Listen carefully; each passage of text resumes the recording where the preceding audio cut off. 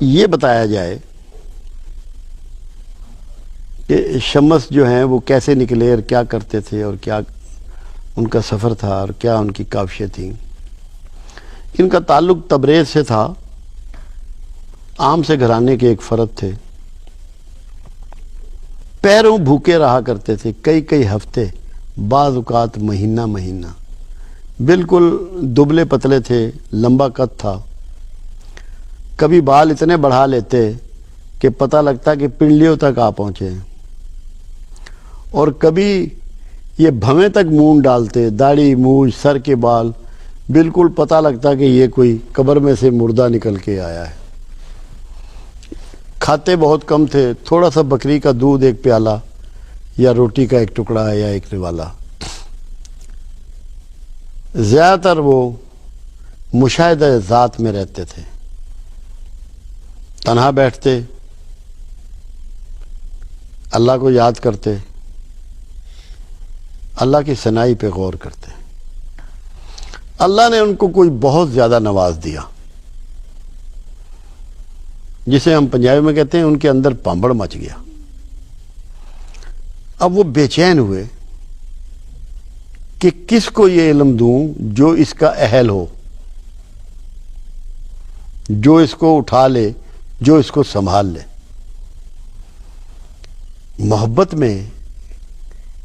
محبت کے قوانین میں جو سب سے بنیادی چیز ہے وہ تقسیم کرنا ہے، بانٹنا ہے، ڈیلیور کرنا ہے، دینا ہے، لٹانا ہے، چھپانا نہیں ہے، رکھنا نہیں ہے۔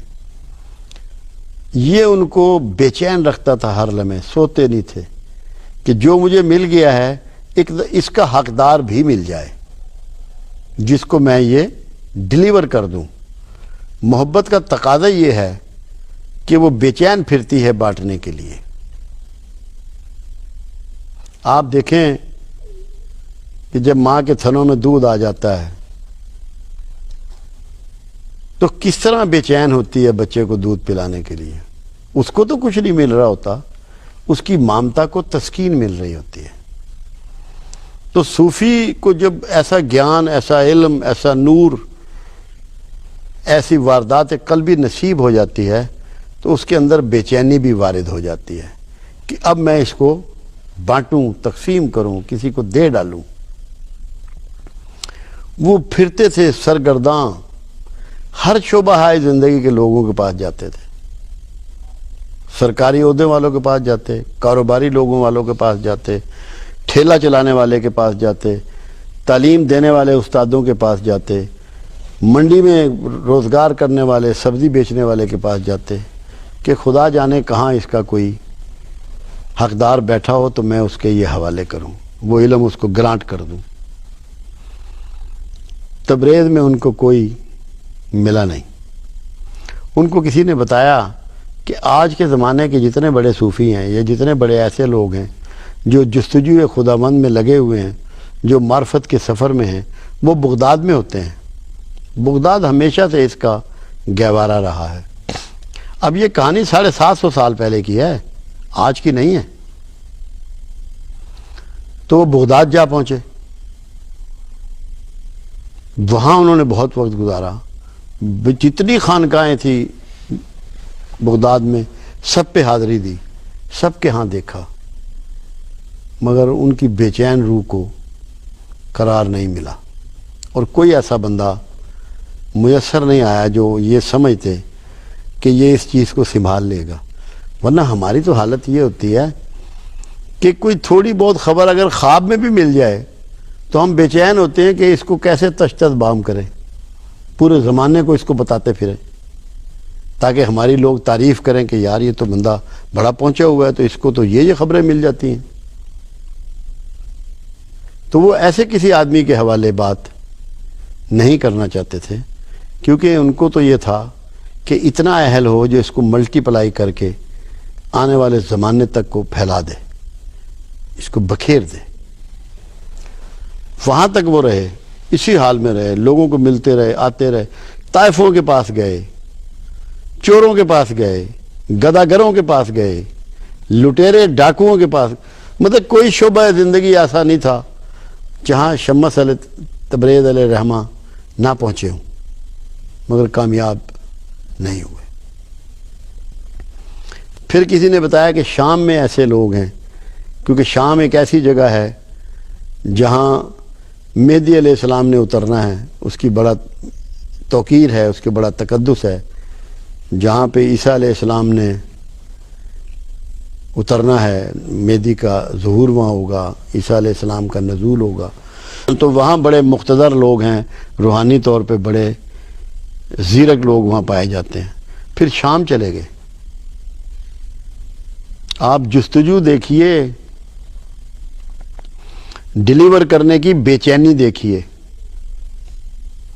کس میں ہے اتنی تپش کہ وہ جو نالج اس کو مل گیا ہے، جو نور اس کو مل گیا ہے، جو گیان اس کو مل گیا ہے، اس کو اس کے حقدار تک پہنچانا ہے۔ شام میں رہے، وہاں لوگوں سے ملتے رہے، ان کے مضافات میں لوگوں سے ملتے رہے۔ پھر وہاں انہیں کسی نے بتایا، وہ بھی روحانی شخص تھے، کہ اس کا جو تمہارے پاس حقدار ہے یہ جلال الدین رومی ہے، جو کہ کونیا میں ہوتا ہے، ترکی میں۔ پھر وہ ترکی پہنچے، کچھ عرصہ وہاں رہتے رہے، دیکھتے تھے جلال الدین رومی علیہ رحمہ جب اپنی مسجد میں خطاب کے لیے آتے تھے جمعے کو، تو بازاروں میں گزرنا مشکل ہو جاتا تھا، اتنی مخلوق ہوتی تھی، اتنا احترام تھا، اتنی عزت تھی کہ لوگوں کا کاروبار معطل ہو جاتا تھا۔ لوگ 4 5 گھنٹے پہلے آ کر مسجد میں بیٹھ جاتے تھے کہ ایسا نہ ہو کہ ہمیں جگہ نہ ملے اور ہم مولانا رومی کی گفتگو سے محروم رہ جائیں۔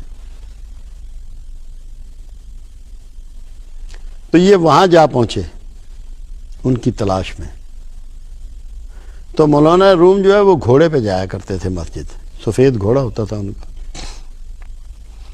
تو یہ مسجد کبھی نہیں گئے، راستے میں بیٹھے انہیں آتے جاتے دیکھتے۔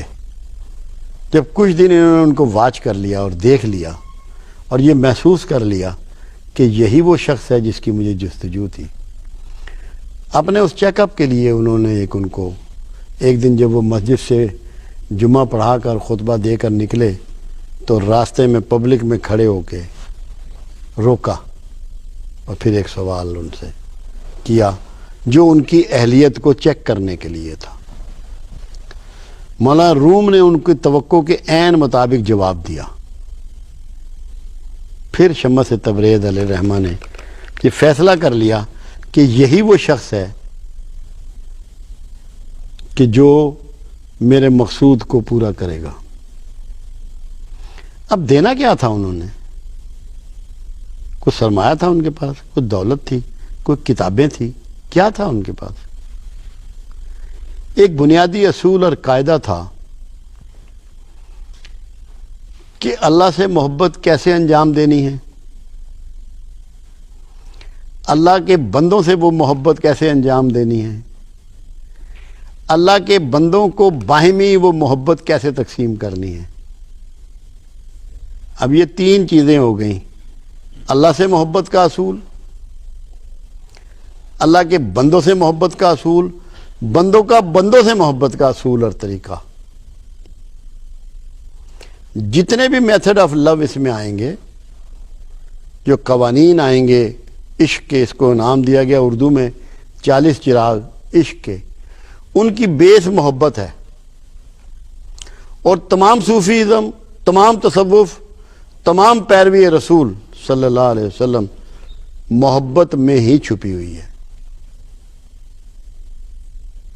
محبت سے باہر کوئی چیز، حدیث قدسی ہے کہ اللہ فرماتا ہے کہ میں چھپا ہوا خزانہ تھا، جب میں نے چاہا کہ میں پہچانا جاؤں تو میں نے تمہیں تخلیق کیا ایک ایسی مخلوق کو جو میری معرفت حاصل کر سکے،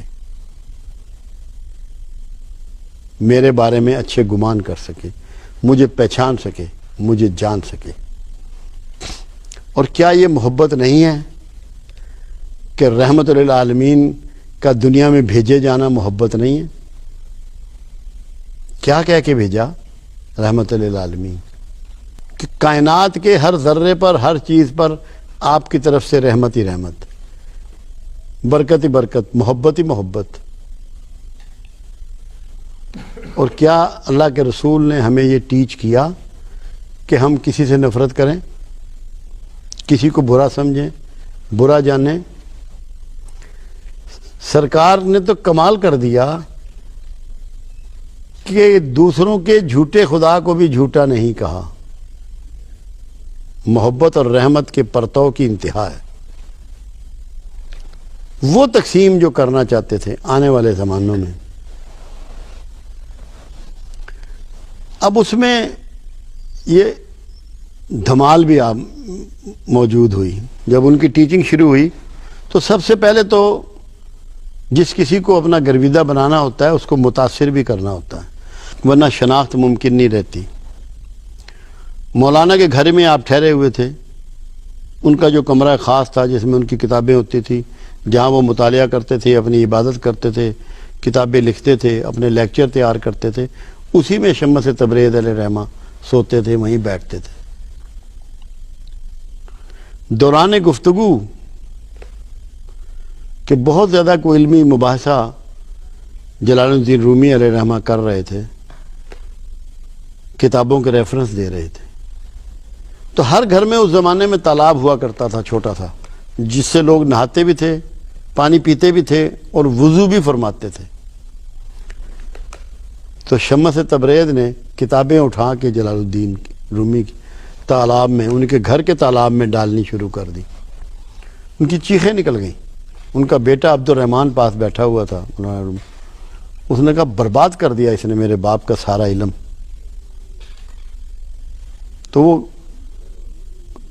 اسی تالاب میں اتر گئے اور پکڑ کے کتابیں باہر نکالنا شروع کر دی، جو کہ بالکل خشک تھی، ہاتھ سے لکھی ہوئی کتابیں تھیں، ان کی تحریر مٹ جانی چاہیے تھی، سیاہی بہہ جانی چاہیے تھی۔ رومی جو ہیں وہ تو شذر رہ گئے۔ اس نے کہا یہ کیا ہے؟ نے کہا یہ وہ علم ہے جو تو نہیں جانتا۔ وہاں سے رومی کی کایا جو ہے وہ پلٹ گئی کہ یہ معاملہ تو کچھ اور ہے۔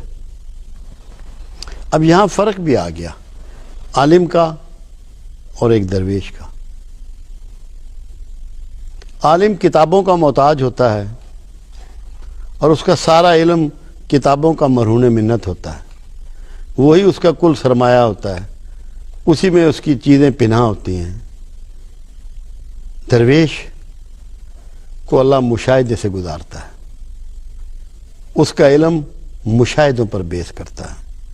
جیسا ابراہیم علیہ السلام نے اللہ سے کہا اے اللہ تو مجھے مشاہدہ کروا کہ تو کیسے زندہ کرے گا اور ہڈیوں کو کیسے بوسیدہ ہڈیوں کو جوڑے گا۔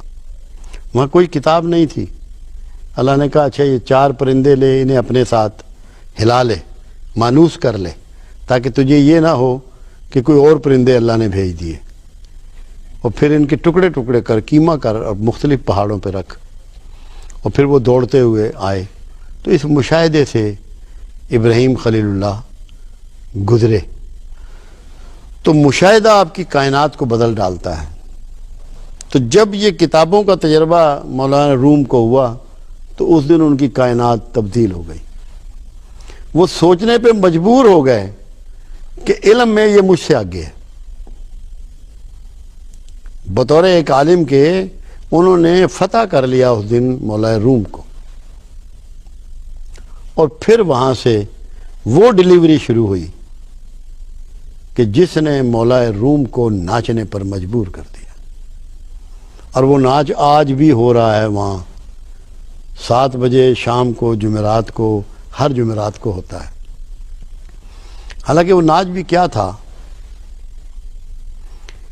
جب اللہ مل جائے، محبوب مل جائے تو جوبلیشن ہوتی ہے، جھوم جاتا ہے، جس کو مل جائے وہ جھوم جاتا ہے۔ تو یہ اس کی نشاندہی ہو رہی تھی کہ اللہ انہیں مل گیا۔ وہ جھوم رہے تھے جیسے درخت جھومتے ہیں، جیسے آپ طواف کرتے ہیں، وہ مستی میں تھے، جھوم گئے۔ اور یہی شمس نے ان کو سکھایا کہ اگر تمہارا تعلق اللہ سے پیدا ہو جائے گا، نہ تمہیں بھوک ستائے گی، نہ پیاس ستائے گی، نہ زمانہ ستائے گا، نہ بیماری ستائے گی، تم صرف بانٹنے والوں میں ہو جاؤ گے، علم بانٹو گے، محبتیں بانٹو گے۔ اس سے پہلے مولانا روم نے کبھی شاعری نہیں کی تھی، صرف عالم دین تھے۔ پھر دنیا کا کتنا بڑا شاعر ہوا وہ، مولانا روم کتنے بڑے شاعر ہوئے، مثنوی کتابیں ان کی بے شمار ہیں، مگر مثنوی کتنی مشہور ہوئی۔